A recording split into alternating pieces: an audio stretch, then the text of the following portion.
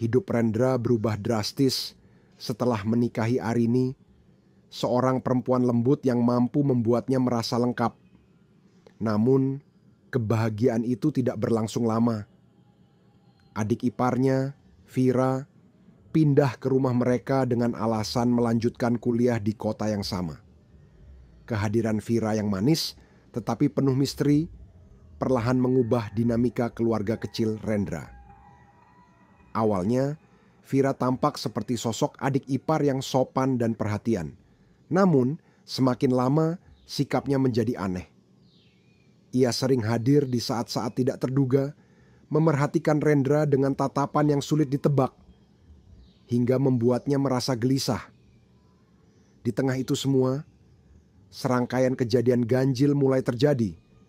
Suara-suara langkah di malam hari, barang-barang yang hilang, hingga pesan-pesan anonim yang menuduh Rendra berselingkuh dengan Vira.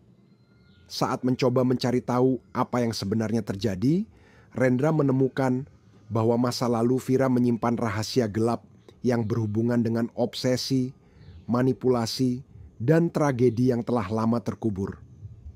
Namun, saat ia hampir menemukan jawabannya, sesuatu yang lebih mengerikan terungkap. Nyawa Arini kini berada dalam bahaya. Apakah Rendra mampu menyelamatkan keluarganya dari bayang-bayang maut yang dibawa oleh adik iparnya sendiri? Bagaimana kelanjutannya? Simak terus video ini. Malam itu, hujan turun deras mengguyur atap rumah kecil Rendra dan Arini.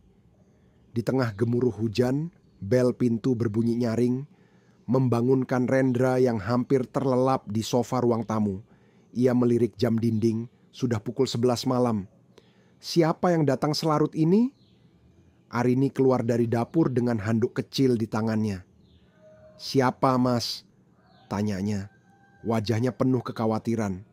"Nggak tahu," jawab Rendra sambil berjalan ke pintu.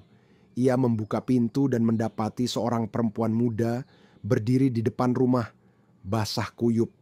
Wajahnya yang pucat terlihat seperti menyimpan sejuta rahasia. "Mas Rendra," katanya dengan suara gemetar. "Aku Vira." Nama itu tidak asing. Dia adalah adik Arini, adik iparnya yang jarang sekali muncul dalam cerita mereka. Selama ini, Vira tinggal di kampung halaman bersama orang tua mereka, jauh dari kota. "Vira, ya Tuhan, kenapa nggak kasih kabar dulu?"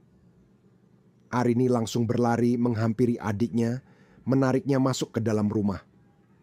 Aku nggak punya pilihan, Mbak," jawab Vira sambil mengusap wajahnya yang basah. "Aku harus pergi dari rumah. Aku nggak tahu mau kemana lagi." Rendra memperhatikan Vira dengan saksama. Wajahnya terlihat lelah, dengan lingkaran hitam di bawah matanya. Ada sesuatu yang aneh dengan kehadirannya, tapi Rendra memilih untuk diam dan membiarkan Arini mengurusnya. Malam itu, Vira tidur di kamar tamu. Arini memeluk suaminya sebelum tidur, mengucapkan terima kasih karena mengizinkan adiknya tinggal bersama mereka sementara waktu.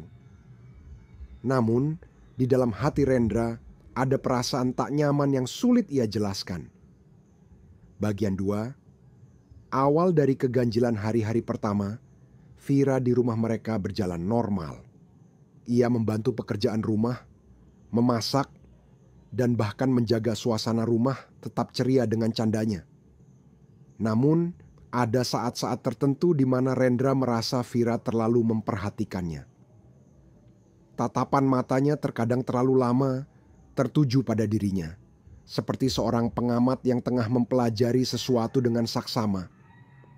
Suatu hari, saat Rendra pulang kerja lebih awal, ia mendapati Vira sedang duduk di ruang tamu sambil memegang buku catatannya. Ketika ia mendekat, Vira buru-buru menutup buku itu dan tersenyum. "Mas Rendra pulang cepat," katanya dengan nada ringan. Rendra mengangguk. "Iya, lagi gak terlalu banyak kerjaan di kantor." Vira tersenyum, tapi senyum itu tidak sampai ke matanya. Ada sesuatu yang mengganggu Rendra tapi ia tak ingin terlalu memikirkan hal itu. Namun malam itu kejadian ganjil pertama terjadi. Saat sedang asyik menonton televisi, Rendra mendengar suara langkah kaki dari arah dapur. Ia menoleh, tapi tidak melihat siapapun. "Vira, kamu di dapur?" tanyanya. Tidak ada jawaban. Rendra berdiri dan berjalan ke dapur. Ketika ia sampai di sana, tidak ada siapapun. Namun, lampu dapur yang tadi mati kini menyala. Bagian 3, rahasia di balik pintu beberapa minggu berlalu dan kehadiran Vira mulai terasa mengganggu. Arini tetap menganggap adiknya tidak memiliki niat buruk, tapi Rendra mulai merasa ada sesuatu yang salah. Suatu malam, saat Rendra terbangun karena haus, ia menemukan pintu kamar tamunya sedikit terbuka. Rasa ingin tahunya mendorongnya untuk mengintip ke dalam. Yang ia lihat membuat darahnya berdesir.